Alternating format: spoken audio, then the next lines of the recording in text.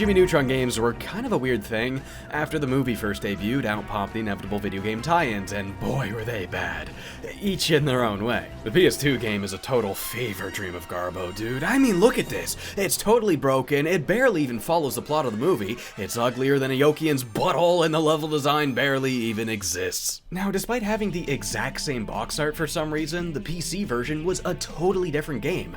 It's also super duper broken, but hey, despite the archaic tank controls and glitches and the rough age, this one's actually still a lot of fun. You get to use all sorts of fun gadgets to fully explore Retroville to your heart's content. If you were a little Neutron fan in 2001, I could have easily seen you having a great time with this thing. And for some bizarre reason, fans of that clunky, chunky Jimmy PC game were in luck, because for some reason they made a standalone sequel to it, Jimmy Neutron versus Jimmy Negatron. This is actually the only Jimmy Neutron game that's not based on an existing thing. The other ones are either based on like the movie or one of the TV specials, but no, this is like just some weird made-up thing just to be a sequel to this game. Well, I guess that explains a lack of creativity. They don't have any of the real Neutron villains to work with yet, so what do they come up with? It's Jimmy, but evil. Well, I guess I can't lie, I have always been a sucker for the dark main character trope. Something about being stacked against somebody with the exact same arsenal and skills as you is really exciting. Like, no wonder Nintendo does it so damn much. Dark Link, Dark Samus, Dark Pit, Dark Boo. What? Now, even though this game has nothing to do with the TV show, it did come out around the same time, dropping just 2 months after the show premiered. I'd say it's likely that they were asked to make a sequel to the PC game before the show came out, and it just happened to release a little bit after. Oh, and having no connection to the show, I probably should clarify, Jimmy Negatron is a separate character from Evil Jimmy from the show's second season. That episode was from 2004, which is 2 years after this game came out, so there's definitely no connection. That Jimmy's also a clone, while this one's an evil version of Jimmy Neutron from a different dimension. I don't know why, but like, for some reason when I was really young, I was so convinced these were the same character. I don't know why it mattered so much to me. Maybe I just really wanted something from the actual show in the game, but I wouldn't get that until I played Attack the Twonkies years later. So this is one of the 2 Jimmy Neutron games I grew up playing, but I didn't even know it was on PC. No, I played this thing on Game Boy Advance, actually. This game being on PC, that is news to me, but I do think it is really cool going back to the games you grew up playing and playing all these different versions of them. Games having portable versions made a lot of opportunities for that. Well, why don't we check out the PC version first? Let's get this guy installed on my dumb old Windows XP computer. Aw, yeah, it's games again. Aw, that's cool. They put a little bit more zest on the logo this time, which is a JPEG in the first one. Oh my lord, what a title screen. Wait, where'd it go? That was so fast. Was that a freaking title screen or a loading screen? You're not even looking at the thing for 2 seconds before you're looking at the first cutscene. So I think what's probably happening here is they made the title screen a loading screen, so you would just kind of see that on your way into the game, but since I'm running it on a newer computer than intended, it's loading too fast, so we don't even get to see what the title screen really looks like. Well, anyway, we open up to a field trip at the museum. Oh my god, what did they do to Albert Einstein? Why does he look so weird? Wait a minute, why do they all look so weird? Jimmy expresses distaste in Miss Fowl's inability to make science interesting. Man, this is the second time this year we've been on Miss Fowl's same old tour of the same old exhibits. Nothing ever changes here. Can't anything ever be different? Oh, but it can be. And somewhere in another dimension, things are different. Jimmy Negatron, evil boy genius. Evil boy genius. Yeah, that's definitely Hugh narrating. A really weird segue, but yeah, we cut to another dimension where Jimmy Negatron is plotting to kidnap Jimmy Neutron, take his place, and take over Jimmy Neutron's dimension. I know that's his plan because he has it written down on his to-do list in the background. Yell at robots? That's like a Brady joke. After Jimmy escapes his cell by outsmarting said robot, we're then free to roam Negatron's lab. So yeah, as expected, the game plays identically to the first one. You got tank controls, your jump, no jetpack this time. There is a section later on where you use it, but you don't have access to it for most of the game. In fact, you don't even really have access to any gadgets at all. Okay, well, sort of. You do have access to them, just not at all in the same way as before. So instead of getting them throughout the story and then being able to use them from a menu whenever you want, now you have to first collect the materials to invent it, and then you get to pick it up like a power-up laying around the stage. Okay, I do really like the idea of the collectibles now being what unlocks the new gadgets. I think it's a much more meaningful use of items than just existing to get points, and I also think it's a really good representation of what happens in the series, having a bunch of random objects inspire an idea for an invention. Brain blast! Yeah, brain blast. I am a little bit split on them acting like power-ups this time, though. In the first game, it was so cool having that big menu just to whip out any invention you wanted at any time. It felt really freeing. But now, after you invent it, you'll just find them laying around on the ground, and it's always just stuff like minor abilities meant to aid the player, like X-ray vision to help find secrets, or a speed power-up to go faster. You don't really need that. You don't really need most of the stuff, actually. Any gadgets you have to use in this game are now simply contextual. Instead of picking which one you want, you're usually just given whichever invention you need for that one part of the level. And of course, because of that, you also won't be able to progress without the proper inventions, so sometimes the game will make you look around for the items you need to invent it first. For example, inventing a water balloon launcher and then using it to defeat all the enemies in the room. Now, while I miss the freedom you had in the first game,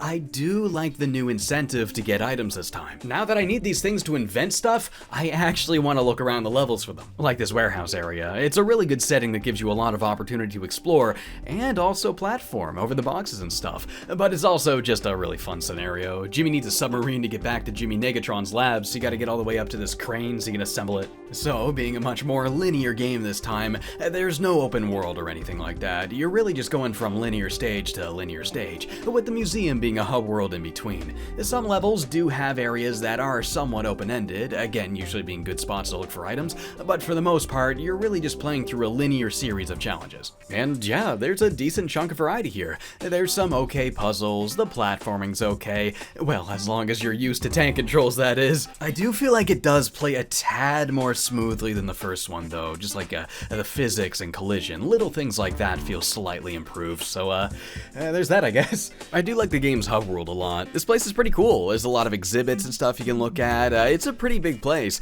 There's even this rocket you can interact with just for the hell of it. Now, while the stages and overall progression of the story are both linear, there is a little bit of freedom to do some of the levels in any order you like.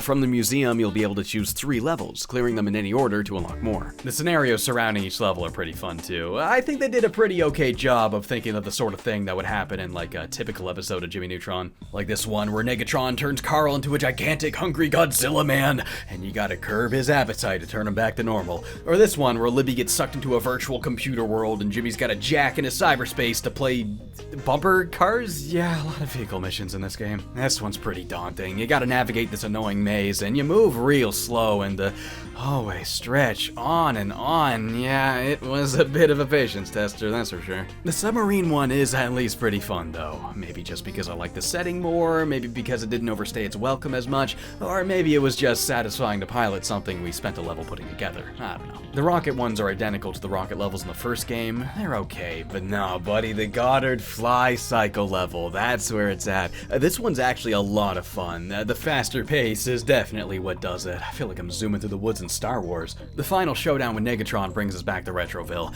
You don't have access to the full area, but you do get to go into Jimmy's house again. Aliens aren't invading the TV anymore, but other than that, everything's pretty much the same. Yeah, it all still looks like butthole N64 graphics. They are just as delightfully chunky as they were before. When we finally get to actually fight Jimmy Negatron, it's just a game of tag? Yeah, you just go up to him a couple of times and you win, that's it. But you're chasing him through time. So the neighborhood, it's constantly changing. You go from Halloween to Christmas, and each time you make chase with a different gadget or vehicle. You have a jetpack, don't you? Yep. Gotta go, bye! After the fight, we still have to put a stop to Negatron's factory, where it's been making mind control flurp to control Jimmy's friends. And then after that, we get this random scenario where robot dinosaurs are running loose in the city. You clear that up, and then Negatron warps back to his dimension, thinking like, ooh, I'm getting away. So long, Neutron!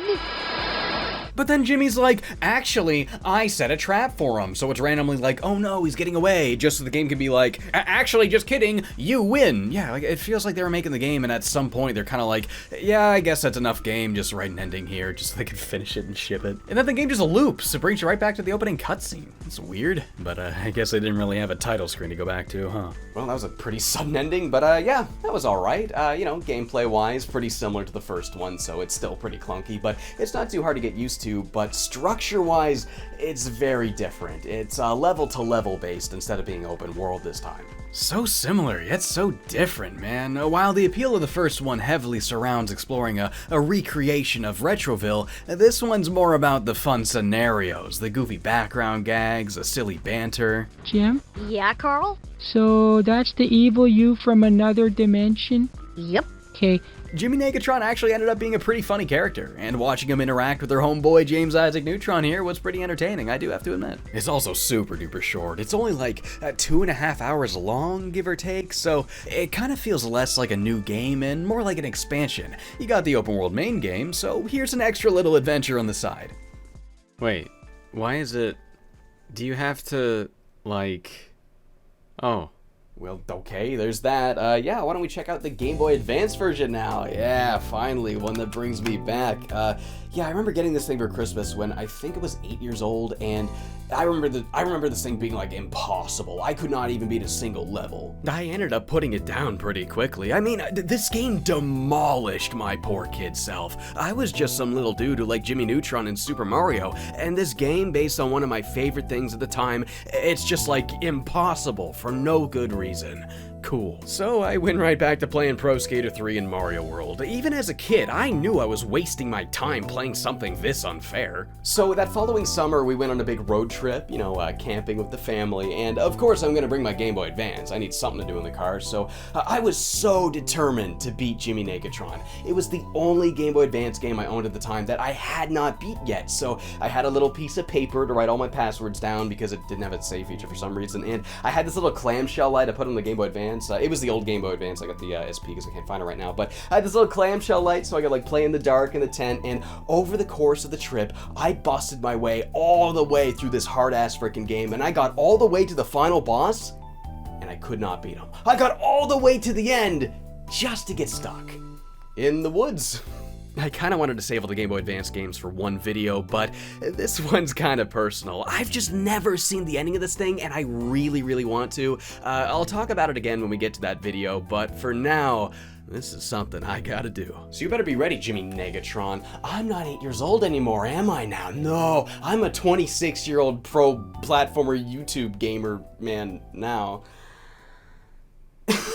Okay, HumanSoft? Didn't they make Clock Tower? Oh, no, that's Human Entertainment. This is... Okay, who the hell are these guys? Okay, looks like they did a lot of ports, some old PC stuff, a lot of Game Boy Advance and DS. Oh, they did the DS port of Pac-Man World 3. That's pretty cool. And the DS version of iCarly? There's a DS version of iCarly? Oh, yeah, that's hard on the eyes. Oh, yeah, just a warning. The game has really bad flicker on it. I tested a few other games to make sure it wasn't my capture card, and yeah, it does seem to be the game itself. You can even notice it on the actual Game Boy Advance screen if you look close enough. It's one of those weird, like, 3D games that use 2D graphics, like Doom or F-Zero or something on Super Nintendo. And it's weird because everything that's a 2D sprite, like a Jimmy in the HUD, doesn't flicker. It's totally fine. It's just the 3D environment that flickers. None of the other games I had to test use that sort of 3D though, so my guess, it's got something to do with that. If anybody actually knows why it does that, please do me a favor, leave a comment. To make the footage a lot less straining, I've chopped the frame rate in half, so the footage isn't gonna run at 60 FPS like it does in-game, but I figured the smoother motion was worth sacrificing to make your eyes not bleed. Okay, we got the big old main menu. Jimmy's sitting at his computer desk. My name is Jimmy Neutron. Welcome to my laboratory. I hope you will be an excellent player. Yeah, I sure hope too, Jimmy.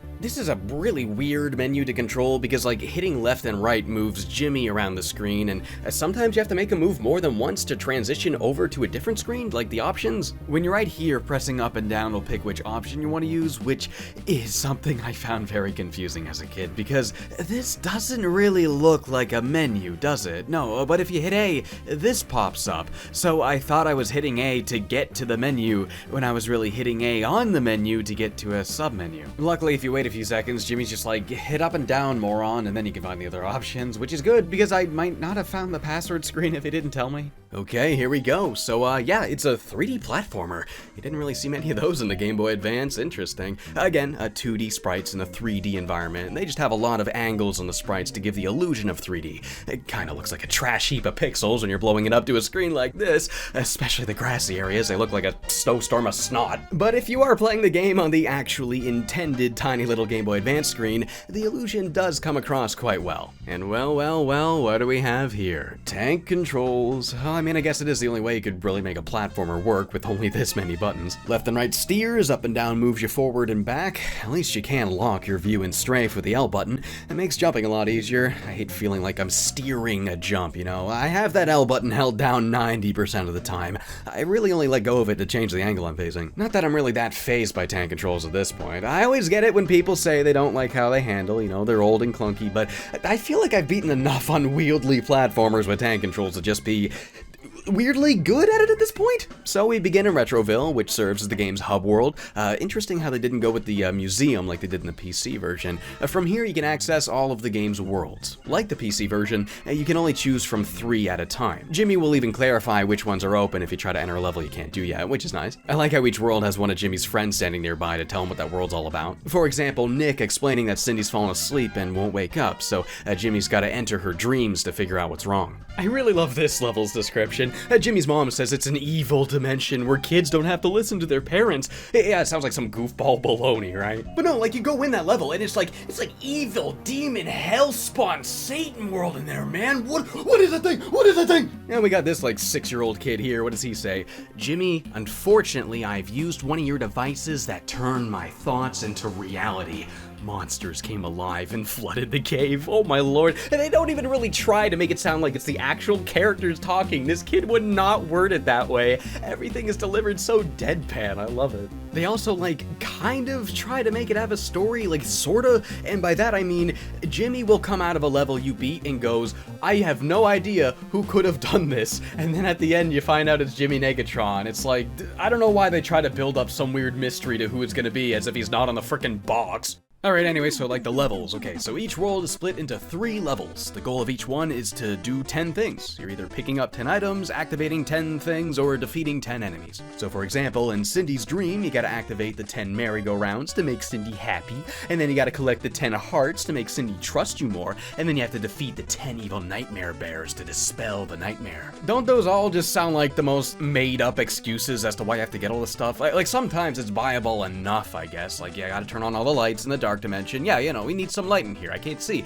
But other times they don't even try, like at all. This is a strange rock formation. Do not fall down. Find the 10 red crystals. Find the 10 red crystals. Why? Does Jimmy need them to invent a time machine to get back to Retroville? We'll never know because there's no reason given. The overall gameplay is pretty simple. You navigate basic, flat, floating stages, you dodge the enemies, you don't fall off, and pay attention to the radar so you can find the 10 things. Damage is something that works really weird in this game. Like, you'd think you just get knocked back, take some damage, and get up with some iframes, right? Like any other normal game? But no, every time you get hit, you're warped backwards a little bit, as if you fell off the stage and had to put you back on. Taking any form of damage whatsoever will have the game respawn you back a bit. Why? Why do we need this? And what makes it so freaking annoying is because sometimes it'll put you back where an enemy is already standing and you instantly get hit again. You don't take damage at least because you still have iframes for a short bit, but it'll still send you back even further. I mean, there's been times where I got wombo comboed all the way back like halfway through the entire level, and I just found myself staring at the screen with no idea where I even was anymore. Falling off the stage takes out so much health too. You really can't afford to take much damage at all in this game because they are stingy as hell with the health drops. Ooh, purple flirt, that wonderful violet nectar of life. Rarest shit on earth, apparently. You find one, it's like Christmas, dude. Oh my god, finally some health. The missions where you have to take out 10 enemies are easily the worst ones. Jimmy can use his shrink ray to eliminate any enemies, but you also barely get any ammo at all either. It'd be really convenient to take out all these obnoxious obstacles that are like incredibly hard to get by with these controls, but if I do that, I won't have enough ammo to finish the frickin' level. Well, at least you can't totally screw yourself over. If you run out of ammo, it will they'll at least recharge slowly up to the point where you can make one weak shot. So if you are all out, you can still at least fire off a pea shooter with long recharge times in between. These aliens you gotta take out in the Mars level sometimes glitch and just sit there as you kill them, so here's a great opportunity to show you exactly how long this takes if you're running on fumes. Yes, this is actually as fast as the game will possibly let me fire this shrink ray right now. And this happens a lot, because that's 10 enemies you have to spend this much ammo on. And the levels never give you enough ammo back to do it comfortably, while also being able to viably remove many of the other enemies from the playing field too. Unless, of course, you want to do this and waste your time doing this. Yeah, that is actually how long it takes. Every time, too. And that's if I can spam the button. In most circumstances, you have to actively dodge and return fire, and making it take even longer. God, this is annoying. I really did not expect Jimmy Neutron versus Jimmy Negatron to be the sort of game where you really have to make every shot count. Wait a minute. Scarce resources? Tank controls? Really scary enemies? This may as well be a survival horror game. No, seriously, it may as well be. It's like a platformer with projectile-based combat, like Ratchet & Clank or Rayman, except here you have to barely scrape by. You don't even get restocked between levels either, no. The health and ammo you finish the stage with, that's what you're bringing to the next one. This is why lives are so important in this game. If you have none left and you die, you can only reload from your last password, and that password will save how much health and ammo you had left, which could leave you for dead at the start of the next level, so you best be getting those coins and spending them on extra Jimmys. Or Goddards, I guess. You can also play as Goddard. He actually has a different weapon too, the interdimensional ray. I couldn't find any notable gameplay difference. I think it has the same strength and everything. It just has a different sound effect. Big missed opportunity to have Goddard and Jimmy each have their own health and ammo meters. That would have made switching between them actually have a gameplay purpose. Let's say Jimmy's almost dead, so okay, level 3 I'll play as Goddard this time instead. But unfortunately, as far as I can tell, it doesn't matter who you pick, so pick who you want, I guess. God, why do some of these enemies take this many hits? These big snails are absolute tanks, and so are these actual tanks. But these things right here, these are the worst enemies in the whole game. And not just because they're the 10 you have to kill in this world, but because they're invincible if they're not moving. And they only move when you're really close to them. So you have to play the stupid game of cat and mouse with them and just pray that you don't get hit and pray your shots connect. Every single one of these things takes forever to take out. Man, maybe this is a horror game. Some of these visuals are creepy, sorta. There's a lot of primitive 3D animation digitized into bizarre 2D animations. I feel like I'm looking at the very embodiment of nonsense. What is this thing again? What is it? Oh, of course, jumping monster, right. So in other words, you guys don't know either, huh? The boss fights are surprisingly easy, but thanks to the game's stinginess with ammo, they'll still take you a year to beat. It's just easy dodges, wait for it to charge, and land your hit. Rinse and repeat for 10 minutes. God, it's boring as hell. If you could just shoot as much as you wanted to so you could focus more on the action, this game would have been way more fun. At least I never got stuck on any of the bosses, but that's because I would get stuck on stupid things instead. Like right here, I could not make this jump at the end of the level. I would get all the way through this ball-bustingly difficult level just to die here every single time. I did that over and over for an hour until eventually, by total accident, I found out you jump farther diagonally for some reason, and that gets you across? From what I can tell, this is the only way over there. Yeah. It's that kind of game, isn't it? So after spending a couple of days plowing through this thing, I finally get to Retroland, the final level. It's pretty short, but buddy, it's a cluster ass of all the toughest and most annoying enemies from the whole game. Yep, snails and tanks included. But once you get past all of that, it is finally time for the last showdown.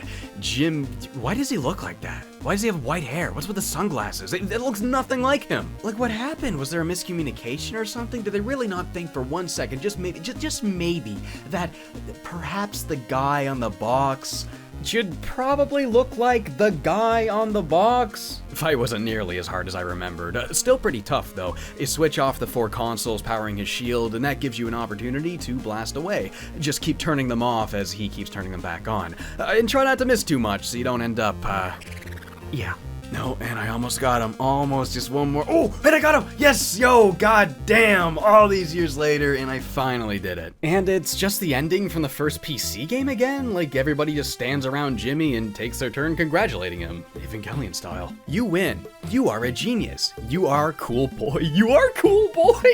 Damn, dude, Jimmy getting some high honors. Why does everybody creepily face away when they're not talking? And then it's back to the title screen. Yeah, no credits or anything. What's with these games and not having credits? Thank God for Moby games, or I'd never figure out who made some of these things. Yeah, that was really difficult and frustrating. Yeah, I really can't imagine many people growing up with this thing got very far in it at all. Like, those controls are pretty weird, but the real problem here is just how needlessly unforgiving this thing is. Like, holy shit, dude. There's really no reason for a kid's game about Jimmy Neutron to be this punishing. They really should have given you more ammo and health, and make some of these enemies not take so many freaking hits. I honestly felt more helpless and out of resources here than I ever did in any Silent Hill or Resident Evil game. And that is something that I probably shouldn't be able to say about Jimmy freaking Neutron. Now that said, if that sounds like your cup of tea, I mean, hey buddy, try this thing out. I honestly think it might even be a fun game to speedrun because of how Mega Man-y the jumping feels. Like Hollow Knight and Shovel Knight, you know, like just up and down, no momentum, full control. That's how the jumping feels here, and because of that, you're able to use it to wiggle around enemy patterns with really tight movement. Man, I'm like not bad at this. Maybe frogging around so much last year made me a lot better at dodging stuff. As weird as it is to say, I do think there is an audience for this game. It's just not Jimmy Neutron fans, you know, like it's got the characters and the setting, but nothing you do, nothing they say, none of it feels like the series. It just feels like way too hard tank control platformer game with weird 3D graphics. It was interesting though, seeing the similarities between the two versions. You gotta save Cindy and Carl in both games. They both have secret areas, and you're able to select from 3 levels at a time. I guess in development there were probably key aspects that were made sure to be present in both versions, but I guess the rest of the GBA version they kinda just made something up for. Now, while I would recommend the PC version as a fun little expansion for the people that like the first PC game, I would only recommend the Game Boy Advance version to people looking for a challenging, clunky old game that would be fun to explore the skill ceiling in. Again, I can easily see it being a great speed game. But there is still more Jimmy Neutron games left to cover. The series would continue bouncing between developers with 2 more games based on the 2 hour-long TV specials, Jet Fusion and Attack of the Twonkies. That's right, buddy, we get into the good stuff now. I'll probably cover through them one by one and then do a 3rd video covering all the Game Boy Advance games. So yeah, hope you guys will look forward to more Jimmy Neutron games.